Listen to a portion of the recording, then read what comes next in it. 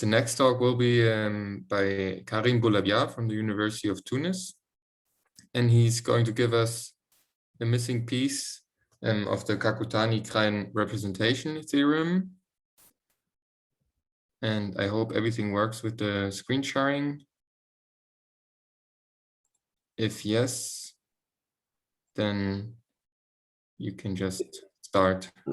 Hello, everybody. Hello. Hello. Salut, Emmanuel. Bonjour, Karim. Ça va? Oh, I'm not very expert in this stuff. Hi, Bruce. Hi, how are you doing? Good to see you. Thank you, Bruce. Me too. I'm not very expert in this stuff, but I will try to do all my best.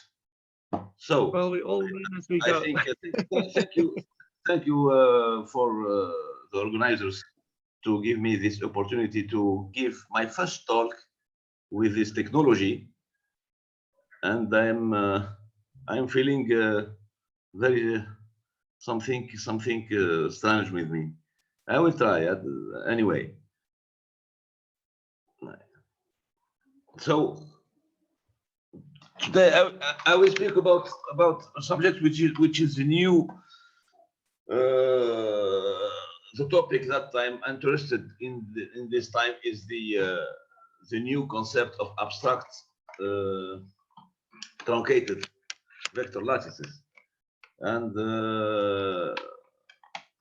let me start by saying what's the story, what is the problem. So my slides are clear or not? Yes, we can see the slides. Maybe you can turn on full screen. Yes, great. But like this is also fine. Yes, that's Now perfect. it's fine. Yes, thank you. Thank you. Thank you. So, what I mean by a missing piece of the Kakutani Representation Theorem?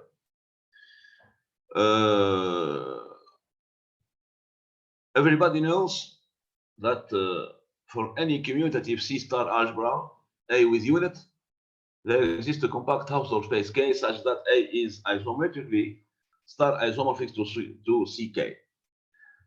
This means that if you have a C-star which is commutative and has a unit, essentially it is a C of K for a compact Hausdorff space K. We have also a classical result for non-unital commutative C-star algebra. It is due to Gelfand also, and it tells us that for any commutative C-star algebra A with no unit, so A is, roughly speaking, C0 of X for some locally compact Hausdorff space X. C0 of X is the Banach algebra of all functions, all real valued continuous functions vanishing at infinity. And the first result, this one, the first result of Gelfand for the unital case has a corresponding result for Banach lattices. And this result is due to Kakutani. It is also very well known for people in positivity. If you take any unital Banach lattice L, then it is isometric.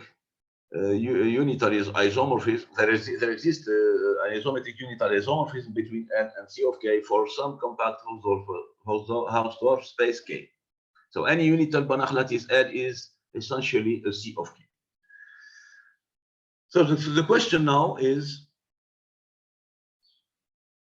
what I mean by the missing piece of the jigsaw is, what about the non-unital Banach lattices? So if you see the Gelfand result for non-unital C-star algebras, actually, to the best of my knowledge, we don't have in Banach lattices theory a result which corresponds to the C0X for commutative C star algebras. So I am trying to give an answer to this question. I have to say that my talk is based on work with my students, with us, but mainly with my student Hamza Hafsi. So let me start with the origin of the idea.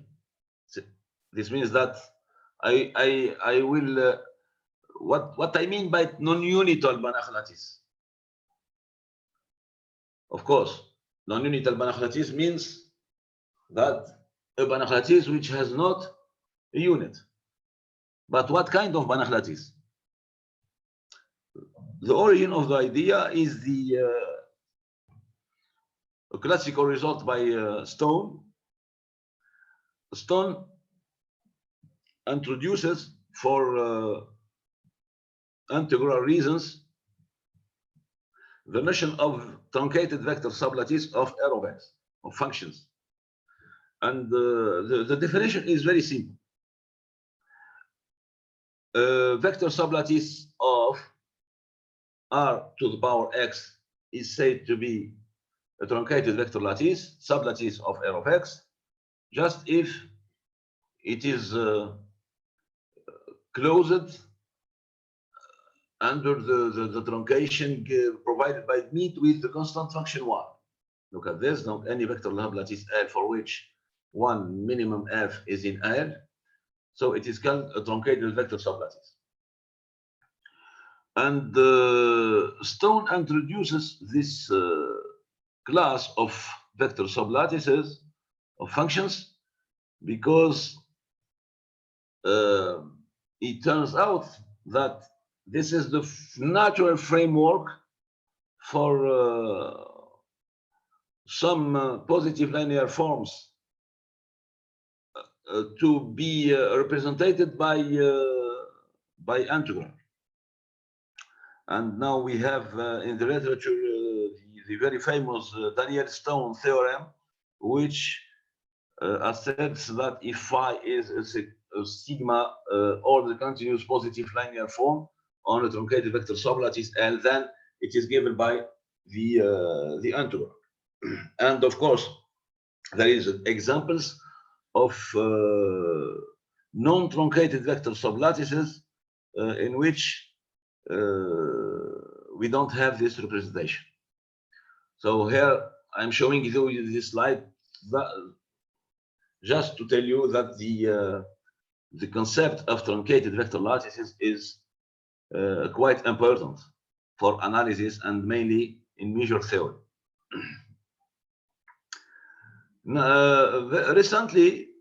Recently, Bohr gave an abstract definition of truncated vector lattices, and actually he got a very clever idea to how to say that, to give an axiom of the concrete definition of Stone. And we just modify a little bit his definition. So we say that a unary operation, this means that a function star from L to L is called a truncation if star of 0 is 0. So 0 is a fixed point of this map. And if star in this equality looks like it moves from F to G. So any vector lattice along with a truncation is called a truncated vector lattice. And there, if you take, for instance, if you take a vector lattice L and you consider a positive element U in L, then the unary operation defined by which is provided by meet with the positive unit, the positive element U, is of course a truncation, and any truncated vector lattice for which the truncation is given by this formula U is called unital truncated vector lattice. So a truncated vector lattice, it is unital if its truncation is provided by mid with a positive element U. So you have the concept of general truncated vector lattices and the concept of unital truncated vector lattices. For instance, if you take a completely regular space X and you consider the very natural unary operation star defined by F star is 1 minimum F, which is already considered by Stone, then C0X is a truncated vector lattice. And C0X is unital if and only if X is a compact Hausdorff space. It is not very hard to check this property. But this is the typical example of truncated vector lattices, which is unital or maybe not unital. It depends on the X if it is compact or not.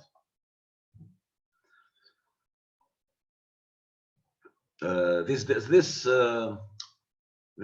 truncation is called the canonical truncation on C0X. I will be using this canonical truncation later. Now let me speak about the unitization. So we start with a truncated vector lattice, which is not unity. So what I will prove is that we can embed L in a unital truncated vector lattice as a vector sublattice, and also as and even as an ideal in this unital truncated vector lattice. How to do that? So consider this sum. This direct sum R plus L is obviously the set of the sum mu plus F. Mu is in R and F is in L, and we shall consider a non-natural ordering on this set given by this positive cone. And this is a theorem which is recent, and I proved it with my student Shihab Al-Adab, and we proved that this set, the union L plus and the set of mu plus F, mu is strictly positive, and 1 over mu, the negative part of F, is a fixed point of the truncation. We prove that this set, which looks strange, is a lattice cone.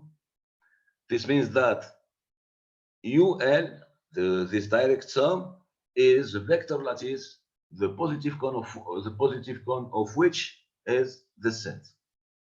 And we prove that L is a maximal ideal in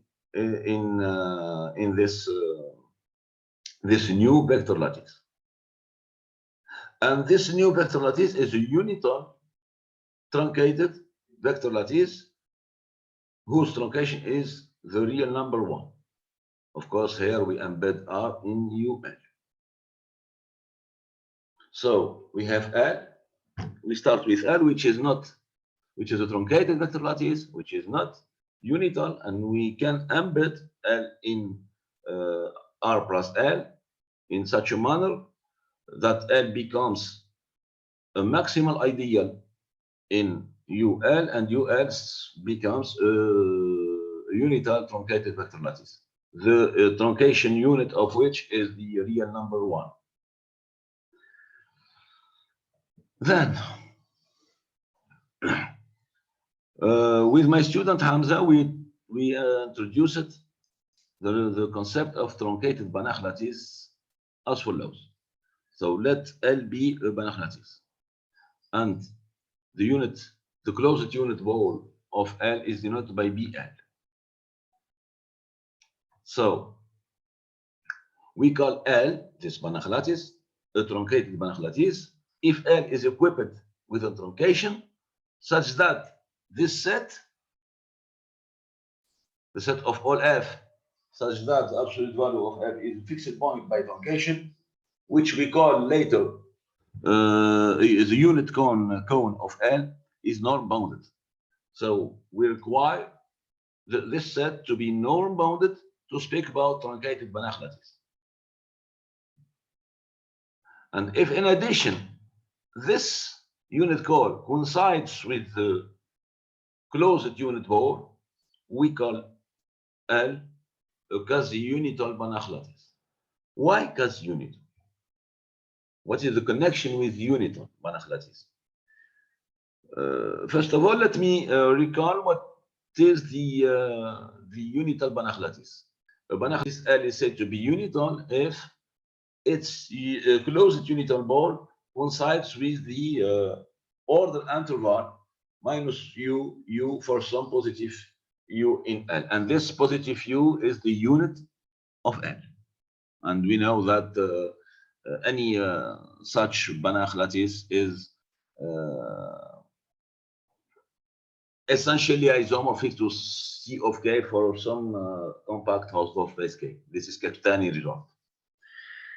And then we prove with again with Hafsi that if L is a unital Banach lattice with U as units, then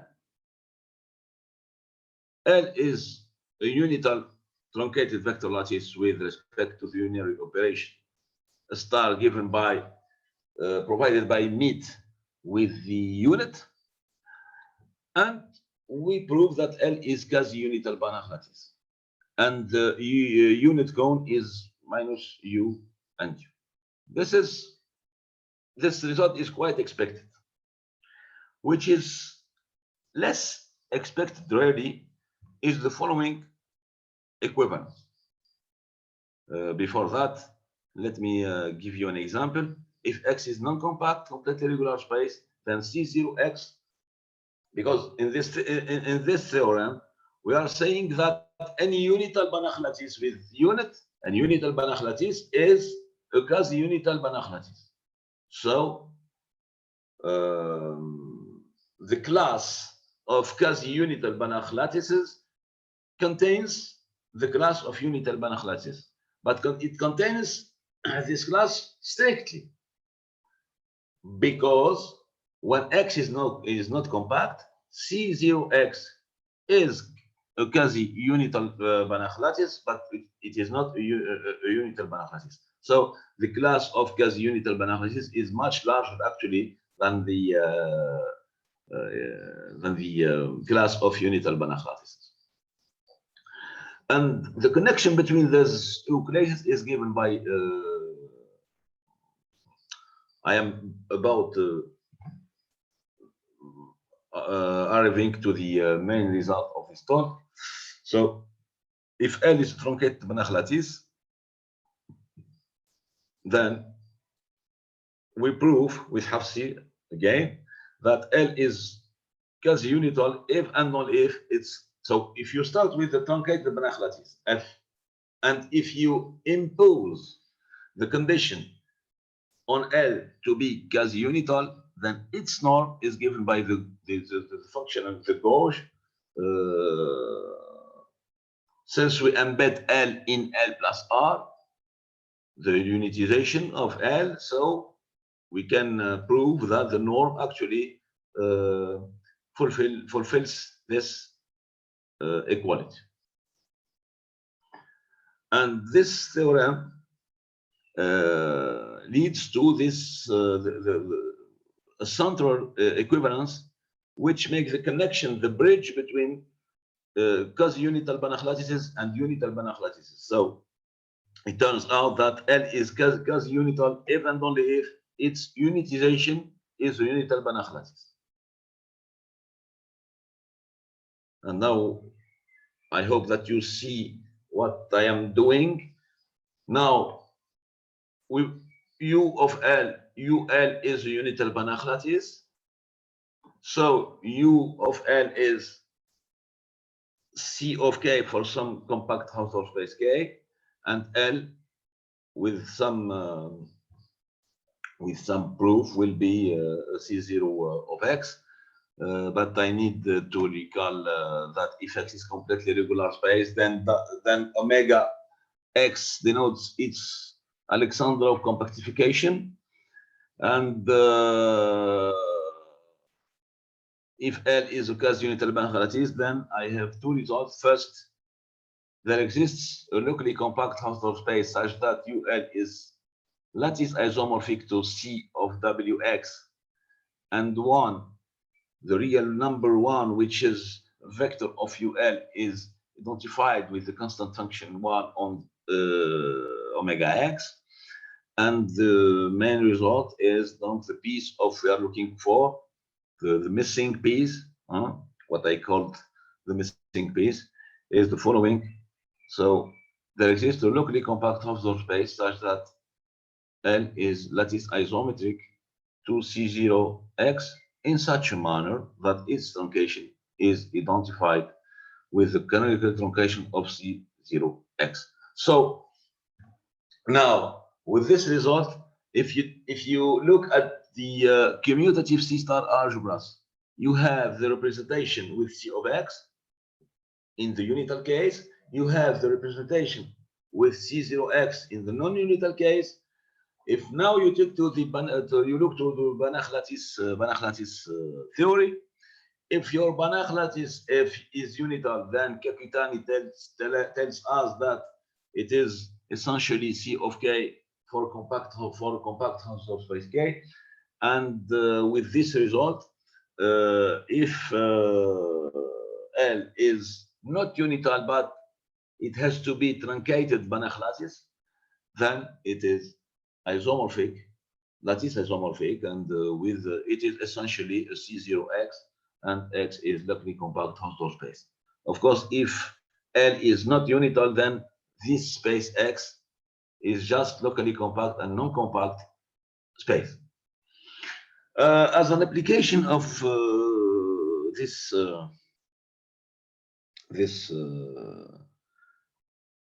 theorem is an extension of a representation theorem of Fremlin.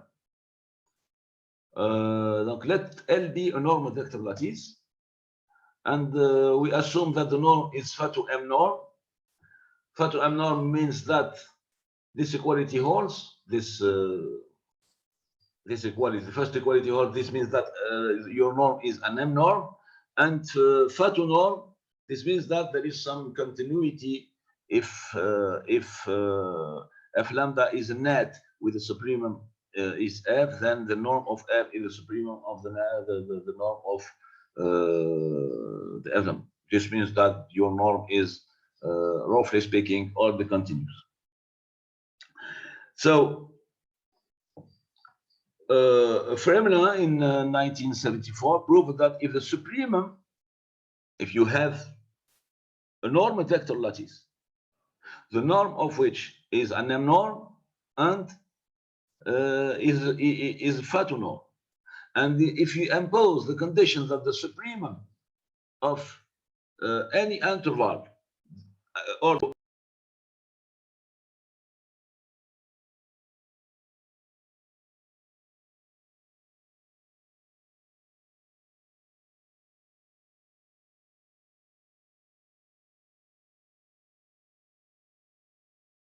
Banach lattice of all bounded functions, real valued functions on and bounded on X. Our theorem, the theorem proved by Hamza and I, allows us via a long proof actually to get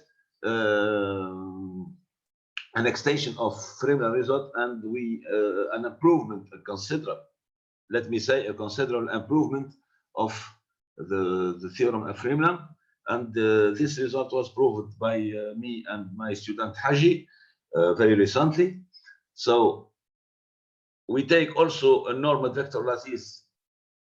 The norm is an M norm, and this Fatou norm, and this condition in our result is weaker than this one because we take just one, not only for all mu here, for one it suffices to get a result which is much more precise than the result of Fremland. Fremland says that your result is a truncated vector sublattice of bounded functions. Here we prove that the space is isomorphic to a uniformly dense truncated vector sublattice of C0x. So we add the density, and our functions are not only bounded, but vanish at infinity. So I think it is an improvement, considerable improvement of Fremland result. And let me end this talk with some, if you are interested in the theory of truncated vector lattices, I can suggest you some further lectures. So you have the pioneer papers by Bohr, which dates back to 2014, both very important papers.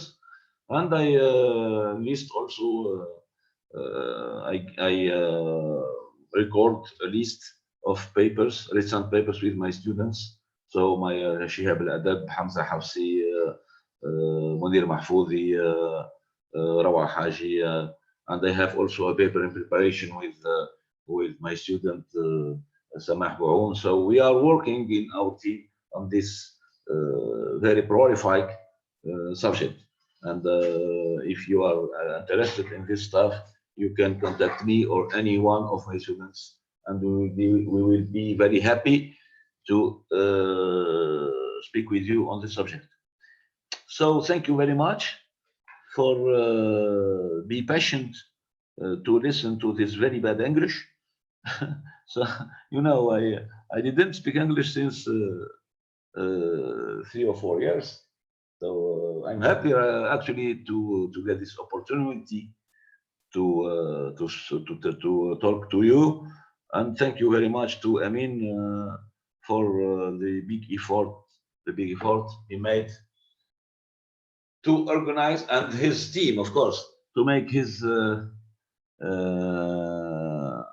this conference successful. Thank you very much. Thank you very much for your interesting talk, and I must say your English was very well understandable, so no problems at all. It was, Thank you. really good. And yes, now is the opportunity to ask Professor Boulabiar some questions if you have some. So just feel free to unmute yourself.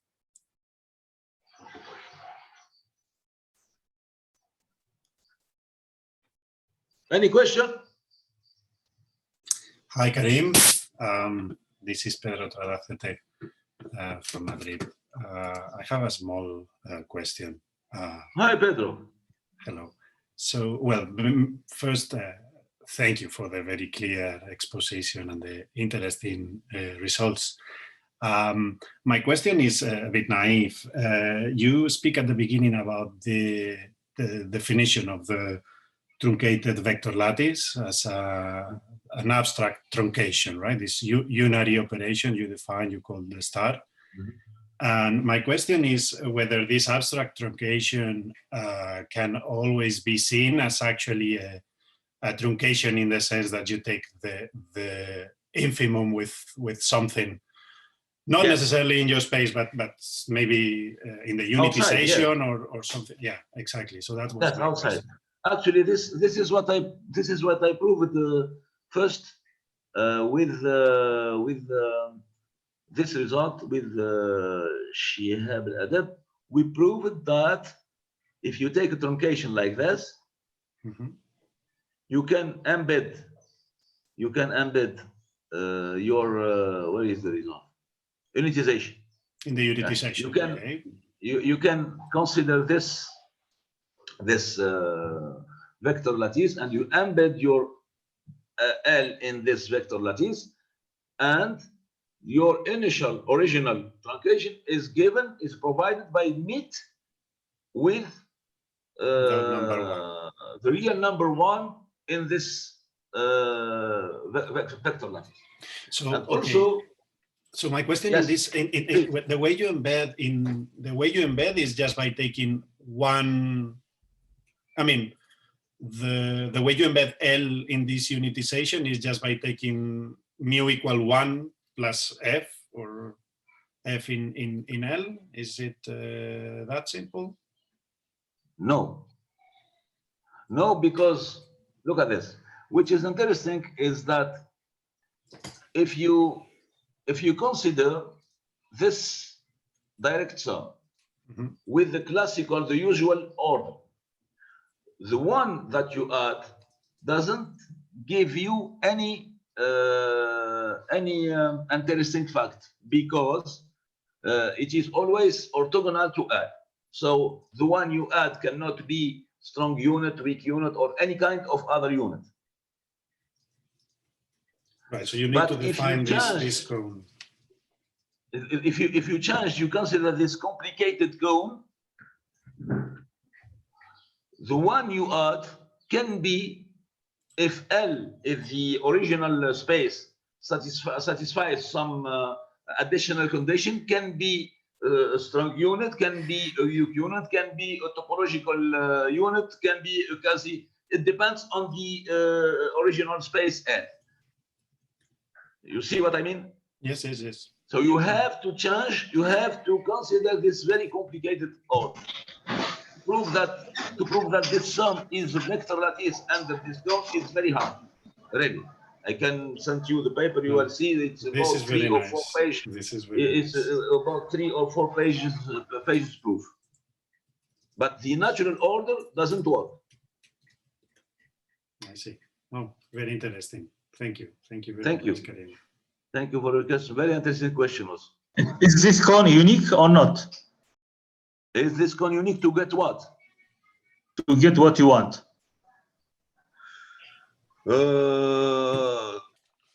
It depends. It depends on what you want. If you want to add, look at it. In this Z-star algebra theory, your A, your initial algebra, when you add your unit, is an ideal, an algebra ideal in the augmented algebra. If you want, in this theory, if you want L to be an ideal in this unitization, it is unique. But if you don't impose this condition, you can find other cones. So let me say that this cone is the unique the unique cone that makes this space a unitization with L as order unit, order ideal. If you don't impose the L to be an ideal, you can get another cone. Okay, thank you. It's okay? Yes, yes, clear. Thank you.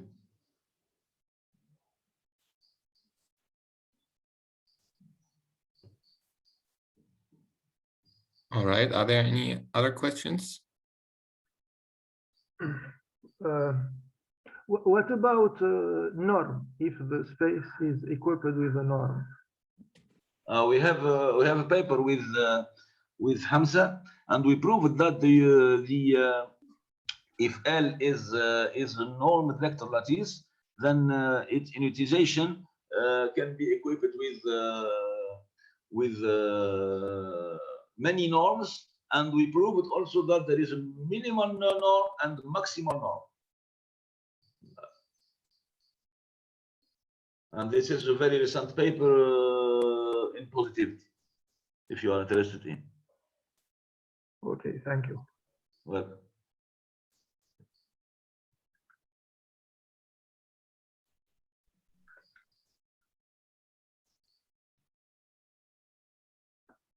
All right, then I think that's all the questions, and I have to thank you again, Professor Boulabiar. It was a really interesting and nice talk.